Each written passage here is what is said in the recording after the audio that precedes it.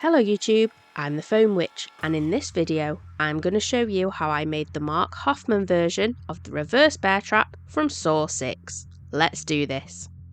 The first thing I did was to make a very messy prototype, and for this I just used cardboard. This helps me to gauge the sizing and dimensions that are going to be needed for when I make it out of foam. This also helps me to be able to come up with any templates. I am giving this away for free in the description of this video, so you can make one for yourself. Once I was happy with the sizings of everything, this was how the template looked. Now that the template was created, I could then start the foam build, starting with the headband piece, which was cut out of 5mm foam. All of the foam I use has been provided by the incredible Tige Supplies. This part was going to give the base for the headband. These detail pieces on the template then needed cutting out to transfer onto some 3mm foam to give the top piece. These pieces were quite hard to cut out because they were so small, so once they were cut I just tidied them up with the Dremel and the sanding barrel attachment. This part then got stuck on top of the 5mm base that I cut out before. The glue that I am using for this project are the awesome specifically for foam hot glue sticks, again from Tige Supplies. The edges of this piece then got tidied up with the Dremel. And this is how it looked once the headband piece was complete. Taking this part of the template, this is going to form the mouthpiece, and I cut this out twice from 5mm foam. Looking at the reference photos I had, this piece has a block on either side. So this part here was cut out 4 times, also out of 5mm foam. Once these had been tidied up with the Dremel to round off the edges, they then got stuck to the mouth parts, as you can see here. Moving on to the side parts, starting with the one that looks like this. This got cut out twice out of 5mm foam, flipping the template to give the mirrored piece. These little squares then got cut out of the template, so that could be transferred onto the foam and also cut out. The 2 sections of this template that I'm pointing to then got cut off, leaving a template piece that looked like this. This then got cut out of 3mm foam, with the little squares also being cut out again. These parts then got stuck on as a top layer on the 5mm parts cut out before. To tidy up the little square parts, I took some really handy needle files and just sanded them. These really help when you've got a really small gap that you need to sand down. Once everything was tidied up with the Dremel, this is how these parts were looking. These parts form the lower jaw pieces, so get stuck to one of the mouth pieces that was made earlier, sticking them exactly how you can see here. The edges of these pieces are all cut using an inward bevel cut. This is so that when you stick them all back together, they stick at a slight angle. And once they were stuck together, it looked like this. Taking this part of the template, this was also cut out twice of 5mm foam, flipping the template to give the mirrored side. Again, cutting the edge with an inward bevel cut. These then got stuck to both sides of the square detailed jaw pieces. This is how it was looking, and that was the lower jaw pieces complete. Then moving on to the upper jaw pieces, taking this part of the template, which looks slightly different. Cutting this twice out of 5mm foam, flipping the template to mirror the piece. This section of the template then got cut out, leaving the template to look like this, which then got cut out of the foam piece that was just cut out. Some more pieces of the template were then cut off, leaving a piece that looks like this. This part was then cut out of 3mm foam twice, again flipping the template.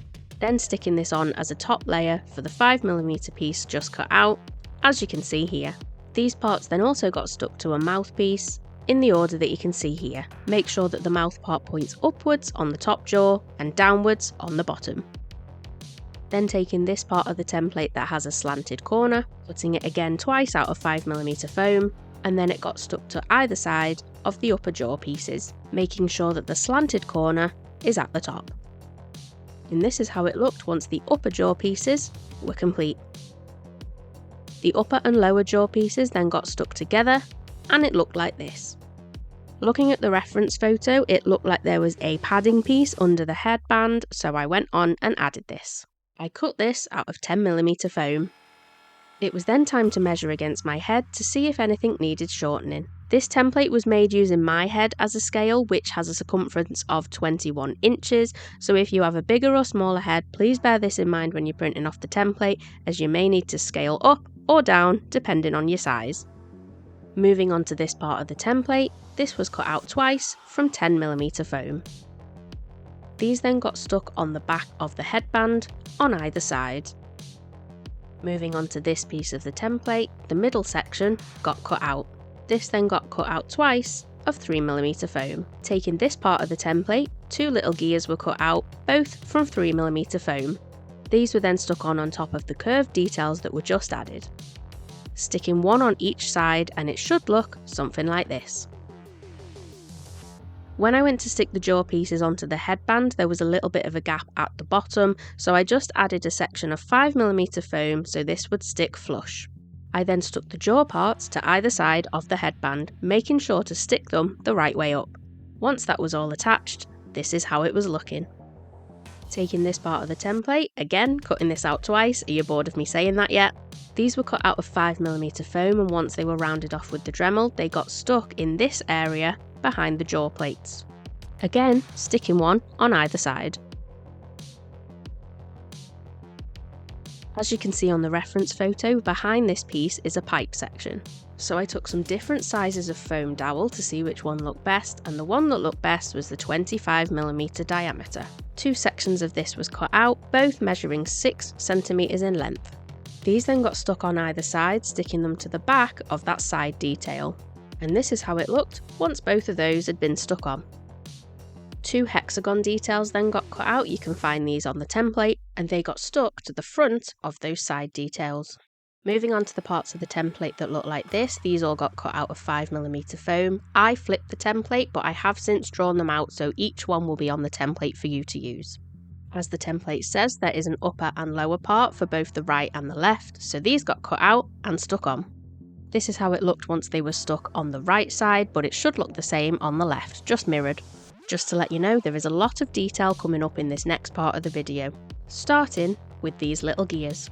To make these, I took 2 pieces of 25mm diameter foam dowel, cut at a 1cm thickness. I then marked out where the teeth were going to go, and I think I marked out 12. I then took my Dremel Versatip to score the foam in a straight line down from each of the marks that I'd laid out. This got done all the way around, going slightly deeper each time until the teeth had formed. And once I was happy with it, this is how the gear looked. This process was followed 4 times because 4 gears are needed. Before those gears get stuck on, this part of the template was made, cutting it twice out of 5mm foam, using needle files to sand down the edges because this was very intricate and the Dremel was just too big. Once they were all tidy from the sanding, they then got stuck onto the front of the hexagon in the middle. I put a very thin strip of 5mm foam on the back of both of these so that it stuck out from the side a little bit. The gears then got stuck above and below this, lining up the teeth so it fitted perfectly. Here is a closer look at all of that detail. I then cut out 4 pieces of 10mm diameter foam dowel at a 5mm thickness, and they get stuck on one side. You will need 8 because you'll need to do them on both sides. A hole then gets drilled in each one of these pieces, and this is how it looked once all of those details had been finished. This trap has some nut caps on the front, and I thought these were going to be quite fiddly to make, and seeing as I have a 3D printer, I just printed some off. These then just got stuck to the front of the mouthpiece. If you don't have access to a 3D printer, you can always just buy these from a hardware store. This is how it looked once those had been stuck on. Time to add more detail at the back of the trap, and it's going to be added onto the pipe sections, using this piece of the template, cutting 2 of these out of 10mm foam and rounding off with the Dremel. These then get stuck on a diagonal angle at the back of the pipes. The detail on this trap does not give up, and I then cut out a very small hexagonal shape. This is not on the template because it was so small that I couldn't actually draw around it, but it's probably about a 5mm diameter with a 5mm thickness. Again, cutting out 2 of these and sticking them on top of the diagonal shapes that were just stuck on. 2 pieces of 5mm diameter foam dowel were then cut out at a 5mm thickness. Man, these numbers are doing my head in. And they were both stuck on top of the tiny hexagonal shapes, with a hole also being drilled into each one. Moving on to this part of the template, and this is going to be the closure mechanism at the back. This was cut out of 10mm foam, and then this part from the front was cut off. This part was going to get stuck on back here and was going to give the part that the padlock would go through. But first, I made a hinge. Taking some 10mm foam dowel and then cutting it to the same length as this section. This got cut into 3 equal sections and the edges rounded off. Once this was stuck back together, this gave a great looking hinge. You can make this a working hinge, but I didn't, I just chose to stick everything together. Then going back to that 10mm back section, obviously both edges have been cut off. I wanted to add a bit of detail to this, so I took some 5mm half dowel and just stuck it all the way around. But you don't have to do this if you don't want to. The hinge then got stuck back onto the right side. This then got stuck on the right side of the trap, making sure that the flat edge was pointing outwards. Going back to that part that I cut off before, this then got a hole drilled into it and was stuck to the back plate to add the clasp. A smaller block of 10mm foam was then cut out. On the template, this is called the latch detail. Another piece for the clasp was then cut out, the same size as the one that was cut out before, however this one was in 5mm foam. The latch detail was then stuck to the left side of the trap, with the clasp being stuck on top of this at the edge. It was then time to work on the timer, taking this part of the template and cutting it out of 10mm foam. The middle section of the template was then cut out, and the remaining piece was cut out of 3mm foam, which then got stuck on top of the 10mm base. The two edges were then cut off the middle part of the template, and this was used to cut out a 10mm block that got stuck in the middle of the timer. I then added some different sized googly eyes to act as some rivets. The timer then got stuck on the back piece. Some more googly eyes were stuck on the jaw pieces to act as more rivets. I think these look really funny. Then moving on to this part of the template, and this is probably the most detailed piece that there is. Cutting this twice out of 10mm foam so it is mirrored, some feet were added to the back so when it's stuck to the headband it does stick out slightly. Two pieces of 30mm diameter foam dowel were then cut out at a 15mm thickness, and two holes were cut in the middle of each one. These ended up being really messy, so I did have to tidy them up with my Dremel, as you can see by all the foam dust on my hands. These then got stuck onto the base pieces, like this. Two pieces of 20mm diameter foam dowel were then cut out at a length of 25mm, and they got stuck in the middle of that circle detail. Using the Dremel, a hole then got drilled into the centre of each of these. A strip of 5mm foam then got cut out, and then cutting it to shape using the base, it got stuck in this area. These very tiny details which are on the template then got cut out of 3mm foam. They then got stuck onto the base with a googly eye added on the top. I then went and added even more details that you can see in this part here. These are not on the template because they were just too small, but if you want a close-up picture, message me on Instagram and I'll send you some. These were then stuck onto the headband on either side, making sure that the fin part at the top is facing towards the jaw pieces. I really wanted to make this as detailed as possible, and this is how all the details were looking. You really don't have to make it as detailed as this if you don't want to. However you make it, it will look awesome. Three pieces of 5mm dowel were then cut out with a line scored down the middle to make them look like screws. These then got stuck on in the areas you can see here. I found even more detail that I could add on the top of the headband. Cutting out a larger and smaller hexagonal shape, the larger one had a hole drilled in the middle and the smaller one had a googly eye stuck on top. And although adding all of that detail took forever, this is how it looked once all of it was finished. And I do have to say that I was super happy with how this turned out. Now that the foam build was completely done, it was time to move on to the sealing and the painting. To seal the foam, I used this black flexi paint from the Incredible Tide Supplies. This stuff is awesome. This got brushed on by hand and I think I used about 4 layers. This is how it looked once it had been left to dry fully for 24 hours. It was then time to start painting.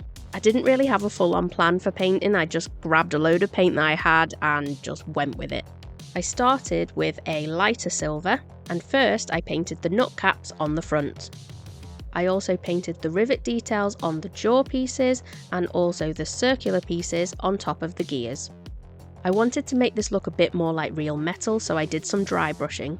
Dipping the paintbrush in silver acrylic but making sure that most of it is wiped off the brush, then going over the piece, the paint will very lightly catch on the edges or the high spots to give it that metallic look. I went all over the black paint with this, adding as much as I wanted. I probably went a little bit overboard, but I was actually really happy with the final result. This is how it looked once all of the silver painting had been finished. As you can see, I've also painted the pipes silver on the back. The strange shaped curved detail and the gear that are stuck to the headband also got painted in different shades of silver, and the caps at the very end of the pipe details got painted in white. Yeah, I was happy with this. The numbers of the timer then got painted on in red. In the film he has 45 seconds to get out of this, so that's why I painted a 45. Now that the painting was finished, it was time to add all of the extra fixtures, including wires and the padlock. These were things that I already had, it was just basic red and black wiring, and the fabric looking wires were actually phone chargers that did have to be destroyed for the greater good. The more grey of the two phone charger wires was cut up and added over the top of the headband. I also stuck on 2 wire holder clips on the top because it looks like they're on the trap in the film. And this gets stuck on with a kind of loose bit at the back on the left side of the trap. The red and black wires get stuck underneath the side detail on the right side of the trap, and they also go from the hinge to the timer. Some more of the phone wire is also added from the side detail to the timer. A different looking phone wire was then cut into small pieces and stuck from the 2 side screws to under the side details. And that was all of the wiring complete. The last thing to do was to add the padlock. This was a real padlock, so it did make it too heavy, so I am actually going to 3D print one after this video. And that, my friends, is the Hoffman version of the Reverse Bear Trap complete. I am so happy with how this turned out. As one of the biggest Saw fans there is, I'm so thrilled that I get to make these awesome traps to add to my collection, and also to be able to help all the people that watch these videos to make their own. If you are still watching this video, I want to give you a massive huge thank you. If you've enjoyed it and found it helpful, if you could give it a thumbs up like, that would be incredible. If you would like to help support me and my channel even more and keep me doing what I'm doing, if you would think about hitting that thanks button and leaving a donation, that would also be incredible. It is never ever expected, but so appreciated. If you use the free templates to make one of these for yourself, please send me a picture on Instagram. I love to see the things people have made. Again, I want to give anyone who's watched this video a massive huge thank you, and all I've got left to say is, I'll see you next time.